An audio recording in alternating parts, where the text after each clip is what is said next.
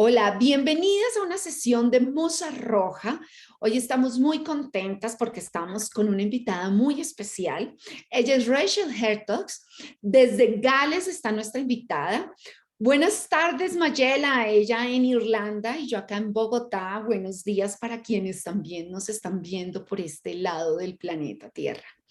Estamos muy contentas porque Rachael, que nos acompaña hoy, es escritora de unos maravillosos libros que promovemos en nuestra formación de guías Menarche. Ellos son Menarche, a Journey into a Womanhood, y un libro muy lindo que es para niños más pequeños, Why Does Mommy Bleed? Maye, por favor, empecemos nuestra grandiosa entrevista con Rachael y ayúdanos entonces a traducir. Ella, como está en Gales, nos va a contestar en inglés y Maya va a ser nuestra traductora oficial. Rachael, bienvenida. Cuéntanos entonces cuál es la importancia de la primera menstruación para ti. Rachael, welcome. Welcome everybody. We're very excited in this program, in this edition of Red Musa Roja, interviewing today someone very special, all the way from Wales, Rachael Hertogs. Rachael Hertogs has worked with women and women's health and menstrual cycles for over 30 years, and she's the author of 2 books that we promote and talk about in our training workshop called Menarche Guides, Las Guías Menarche. One of the books is Menarche Journey into Womanhood, and the second book, Why Does Mommy Bleed? Rachael Hertogs, very welcome, all the way from Wales. I'm here in Ireland, and Caro is in Bogotá, Colombia. So we're very excited. Welcome, Rachael. Thank you so much for having me. Rachael, the first question we would like to ask you is, what is the importance for you, with so many years experience in this topic, what is the importance of the first menstruation for you? Wow, it's a big question and a big answer, I think. So I think, honoring this as an initiation. I love the fact that as women, our bodies initiate us. So our first period, our first blood is, this initiation into becoming an adult. So I don't know where it came from, but, I got my first period when I was 11. And I really wanted to be celebrated. I wanted a big party. I wanted the earrings. I wanted the flowers, the chocolates. And I just got, my mum actually said to me, why are you so happy? You've got to deal with this for the next 40 years of your life. So it almost became my kind of, my destiny or my passion to just educate women around this, what I see as, it's like a superpower. Our cycle is our superpower. And to really honor it and see it as sacred. I'll give you a bit of time to translate. Sí, gracias, Rachael. Rachael nos dice que para ella es increíble, para ella la primera menstruación es una pregunta muy, muy grande y una respuesta muy grande potencialmente. La primera menstruación es una iniciación. Me parece maravilloso que nuestros cuerpos nos inicien, nos hagan experimentar esta iniciación. A mí me llegó mi menstruación cuando tenía 11 años. Y yo quería toda la celebración alrededor de este momento, quería los chocolates, las flores, las joyas. Mi madre me preguntó, Rachael, ¿por qué estás tan contenta si vas a tener que estar lidiando con este tema por 40 años de tu vida? Y yo solo pensaba que entonces quizá era mi destino acompañar a mujeres con este tema de salud y menstruación. Era lo que me marcó para lo que ahora hago. Rachael, anything else about this question? Yeah, I was just thinking, for most women my age anyway, I don't know about younger women, but we're not celebrated or honored. So one of the things that I started doing was actually doing what I call a catch-up ceremony, where women, share their first period stories and are honored in whatever way their inner girl wants to be honored. And I think it was only when my eldest daughter kind of started her cycles that I was just like, wow, this is an opportunity to celebrate a girl, a girl's actual first period, not have to wait 15 years and then celebrate it. And it was interesting because I hadn't really talked to her about it, and I was like, yay, we're gonna get all the women round and we're gonna paint you and dress in red, and she was like, no. I don't want that. So, Entonces, me parece interesante que, que las mujeres de mi edad, por ejemplo, no sé, mujeres más jóvenes, las mujeres de mi edad no les fue celebrada su primera menstruación. Entonces, lo primero que empecé a hacer es organizar ceremonias en las cuales mujeres que ya tenían muchos años menstruando celebraban este momento, aunque fuese desfasado, que no fuese exactamente su primera menstruación. Confirmando que así es. No, la mayoría de las mujeres no lo tenía. Cuando llegó la oportunidad con mi primera hija de que iba a menstruar, yo no había hablado con ella de ese tema, sin embargo le dije, vamos a celebrar esto, te vas a vestir de rojo, voy a invitar a muchas mujeres, vamos a hacer una fiesta, y ella me dijo, no, por favor. Yeah, I was very disappointed. But she did eventually have a beautiful ceremony a couple of years later, and I think that's the other thing, to be very sensitive around that time, because my youngest daughter is 12 now, and she hasn't started bleeding yet, and we've been talking about it since she was like 4, and when she was 4 she was so excited and wanted all the red flowers, and she'd watch videos on YouTube. Now she's 12, she's gone a bit insular and a bit kind of like, oh, I'm not sure if I want to have a ceremony. And that's where I sit with her with the book, with my own book, and kind of go through the questions, and it's just allowing that exploration of what she might want, and she might not want it within the first month or the first year of starting to cycle. Maybe it's something that happens later. But I think sí, entonces, I was just going to say, I think for those of us like me who missed out, there's a real kind of need. But I think for young girls who have grown up with cycle awareness, with their mothers talking about menstruation, that actually maybe it's not as big a deal that they have a celebration. Interesting point.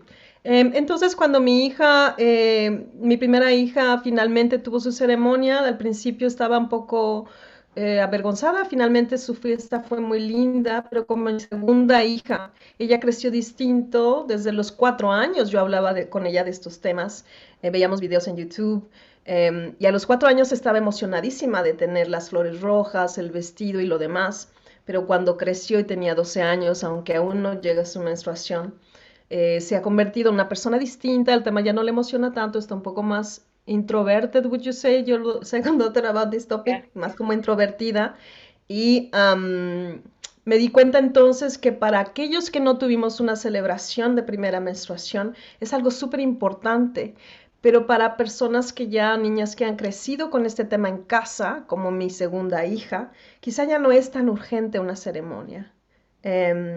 Entonces es importante considerar estas diferencias y considerar las opiniones de las chicas, qué es lo que ellas quieren para marcar esta transición. What is it that they want, right? We need to ask. Yeah. Fíjate qué interesante, Maya, porque yo imagino que mi siguiente pregunta, pues allí nos lleva la respuesta a lo que está diciendo Rachel, pero sería muy bonito que nos contara entonces ¿qué la inspiró realmente? Imagino esa experiencia con sus hijas, pero ¿qué la inspiró a escribir este libro, Menarche, A Journey into Womanhood? Pregunta Carol. Carol is saying, this is a very interesting point you're making, the difference between your first and your second daughter, and how the presence of this conversation in their lives or not may determine how you go about this celebration or this rite of passage. And it kind of takes us into the second question, Rachel. Maybe it's your daughters, your differences in experience with your daughters. What inspired you to write? First, your first book was Menarche, A Journey to Womanhood, wasn't it? Era tu primer libro, Menarche, ¿cierto? Para hablar de este. So partly there was a gap in the market. I was reading, well, from my sort of late teens, I kind of went through all the books that were out there. This is like pre-internet, so you couldn't search books out. But, I was reading Alexandra Pope's books and Miranda Gray, and that, there wasn't anything that was particularly written about celebrating your first blood. And also I was supporting a lot of mothers in having ceremony. And I wrote the book when I was pregnant with my daughter, partly because I wasn't working. So because I was pregnant, I wanted to take some time off. I didn't want to do so much work. And I really wanted to empower women to create their own ceremonies. I think, society, we kind of always look to other people, or we think we don't have the skills. And actually all women have the skills that they need to hold a women's circle, create a ceremony, help, support someone with a rite of passage. I've always felt very passionate about that, about empowering other people to do these things. So that was where the book came from. Ok, entonces uno de los motivos fue porque vi que no había material en el mercado que tocara este tema. Cuando yo escribí este libro de Menarche, A Guide into Womanhood, estaba embarazada de mi primera hija, estaba leyendo ya libros, no había internet, pero sí había un poco de información de personas como Alexandra Pope y Miranda Gray. Estaba yo en ese momento con tiempo, no quería trabajar demasiado porque estaba embarazada, y fue también un espacio para escribir este libro.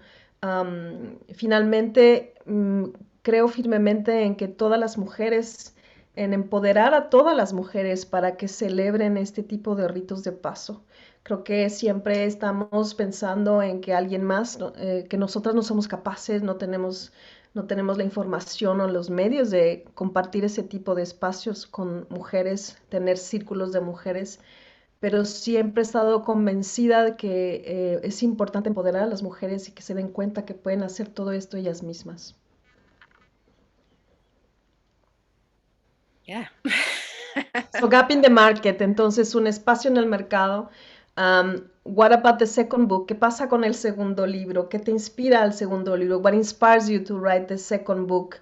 So one of the most common questions I would get was, how old should children be to start telling them about first period, or mummy's moon time, or whatever it is? And I was just like, as soon as they start asking, I mean, my children had seen that I used cloth pads and a moon cup, and I think from about 2 I'd kind of thought to them about it. So I always found it really weird when women said, what age, like you've got to wait till they're 11 or something. Mm-hmm. So I just had this kind of idea to write a book that was aimed at really young children. I suppose for a lot of people, it's such a taboo subject, they don't know where to start. So it's about, giving a tool really to open the conversation. Entonces la pregunta que me hacían más seguido hablando del segundo libro, ¿por qué sangra tu mami? Why does mommy bleed? ¿Por qué sangra mami?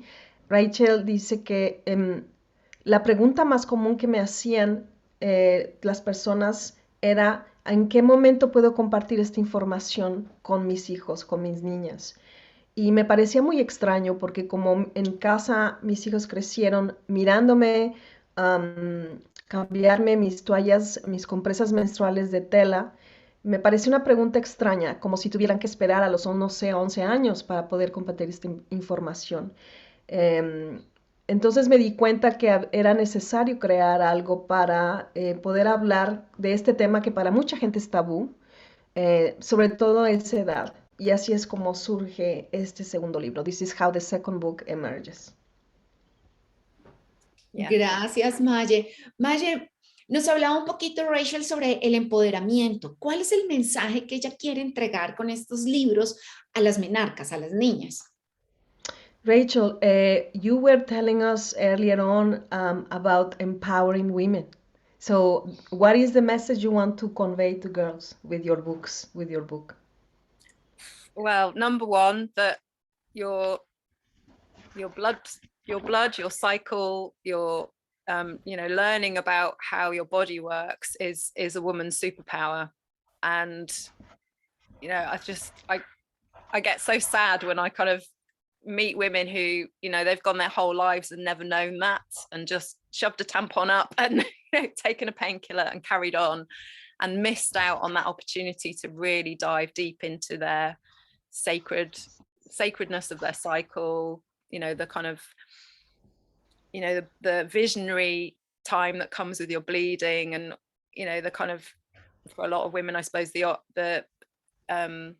active and kind of out there time of the ovulation. You know, it's like when you understand your body like that, you can use it to support your creativity, to plan your life around. For some women, it's like, you know, it's just a gift that we all have as women, and yet so many women don't know that that's there in them.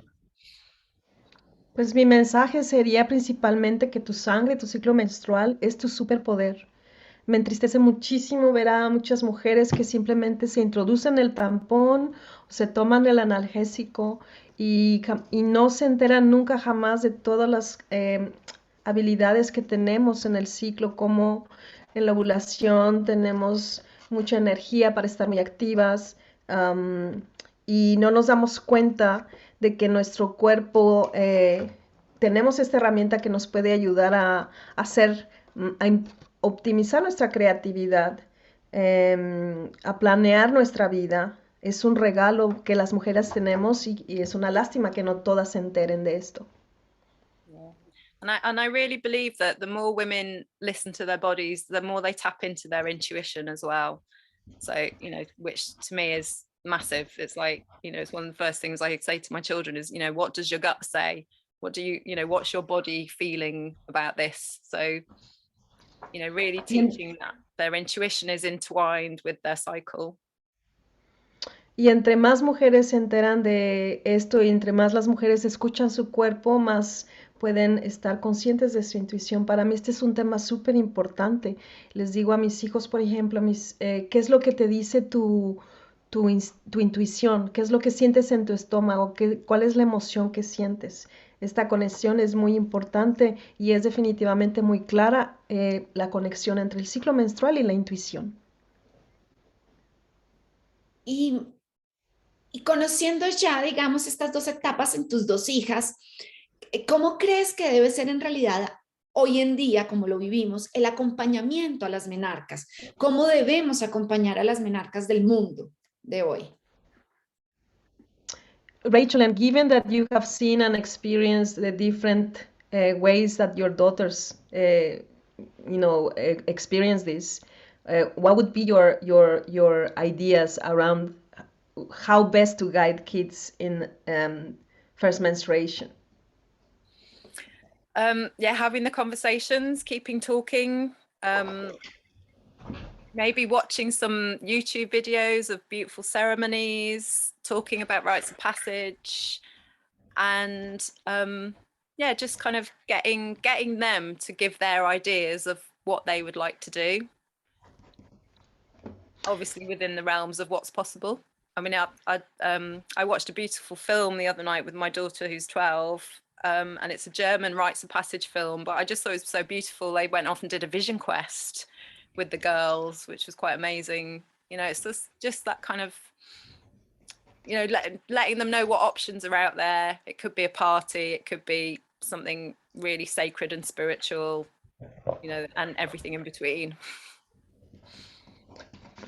Pues yo creo que lo más importante es mantener la conversación fluyendo y abierta con ellos. Quizá mostrarles algunos videos de YouTube con ceremonias de ritos de paso, para darles ideas de qué es lo que les gustaría. Sobre todo preguntarles qué es lo que ellas quieren y darles un abanico de posibilidades. Recuerdo recientemente ver un video de una persona de Alemania donde compartía una ceremonia de primera menstruación a través de una búsqueda de visión.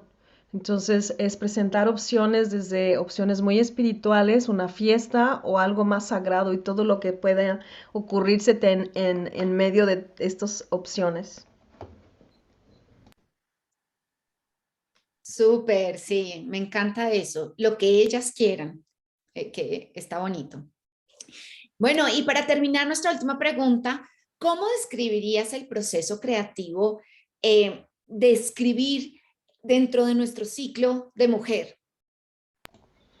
I love that, Rachel, this thing where we need to listen to what they want as ceremony as a rite of passage. Our last question is, how would you describe the creative process of writing itself when as a woman who has a cycle? Well, it's interesting because I was reflecting that I actually wrote the first book when I was pregnant, so I wasn't cycling then, but full of creativity. And, you know, I definitely used to, you know, I don't bleed anymore, so I'm now menopausal, but I would use my cycle and the creativity that came from it. So I, you know, when I was bleeding, I would go into a deep dreaming state, and that would be when maybe I would get ideas, not only for books, but, you know, my courses and things that I write, my blogs and things like that. And I would kind of use that time post bleed, when I was coming out into that kind of new phase, rebirth, going towards ovulation, would be when I was most just like, you know, I would come out of my bleed feeling so renewed, and that's when I could get all my work done. It's kind of like I'd have 2 weeks where I could be like, right, go, and then I'd start slowing down again. So yeah, I mean, it really helped me to kind of not burn out, you know, really listening to my cycle, because I think the world wants us to be Wonder Woman or Superwoman all the time, being that ovulation energy all the time, and actually I refuse to do that. Even now, as a menopausal woman, you know, I know I'm not Superwoman. I know I need times when I need to rest and take time out, which, you know, I could use my cycle for that, but now I have to make sure I do it. Muy bien, pues ciertamente he estado pensando en esta pregunta y durante mi primer libro lo escribí como mencioné cuando estaba embarazada, no estaba ciclando en ese momento, sin embargo estaba llena de energía creativa. Ahora en la menopausia, obviamente no soy cíclica, pero ciertamente cuando lo era y escribí estos libros, por ejemplo, utilizaba la parte cuando estaba con mi luna para, tenía muchísimas ideas, inspiración durante el ensueño que llevaba entonces, no solamente en los libros, sino también a otras piezas como el blog en mi página web. Y después de la menstruación, en este momento de renacimiento, tenía esa energía para completar absolutamente dentro de 2 semanas todo lo que tenía que escribir y lo aprovechaba como tal. Y también me di cuenta que estaba utilizando el ciclo menstrual para no quemarme, para no excederme, porque actualmente desde siempre las mujeres se nos espera que seamos superwoman, ¿no? Como la Mujer Maravilla o la Wonder Woman, Rachel. Y ciertamente no permitía yo que estas demandas de afuera me convirtieran en algo que estaba exhausta. Entonces lo hago incluso ahora como mujer en menopausia, no permito que todo me empuje a estar siempre produciendo. Ok. Okay. Rachel, nos encantaría conocer dónde podemos conseguir tus libros. Vamos a colocar de todas maneras el blog para que también todas puedan ingresar a él y leerte, pero cuéntanos dónde podemos conseguir estos libros para terminar. Rachel, to finish this interview, we would like to know how we can get in touch with you, how we can buy your books, where can we read your blog? Please let us know. Oh, thank you. Well, this one, the Menarche book, you can get on Amazon. I have it on my website as well, and I have a PDF version if people want a cheaper downloadable version. And the Why Does Mummy Bleed? Amazon wouldn't let us put this on. They didn't like the bleed. So it's available from my website. And Stephanie, who did the artwork, she has a company called Dauntless Daughters. So it's available on her website as well. So my website is rachelcrow.co.uk, which is a different name from the one on my book because I changed my name. Part of my menopause journey was changing my name. Muy bien, pues mi libro de Menarche lo encuentras disponible en Amazon sin problema. También tengo versiones descargables y la compra en mi página web que es rachelcrow.co.uk. Interesantemente, el libro de Why Does Mommy Bleed? ¿Por qué Mami sangra? Amazon no nos permitió publicarlo, entonces este lo pueden adquirir en mi página web. Hay otra colega que se llama Stephanie, con una página que se llama Dauntless Daughters, Hijas sin Miedo. Ella también vende el libro. Pero si quieren una versión descargable más económica de Menarche, A Journey to Womanhood, me pueden contactar en mi página. No es mi mismo nombre que está en el libro, porque lo cambié mi nombre, rachelcrow.co.uk. Muchísimas gracias, Rachel. Thank you ever so much, Rachel, for this time, por este tiempo. And for the book. Yes. Thank you. Thank you. And we send you a big hug from Ireland y Colombia. And one from Wales. Gracias, gracias. Thank you.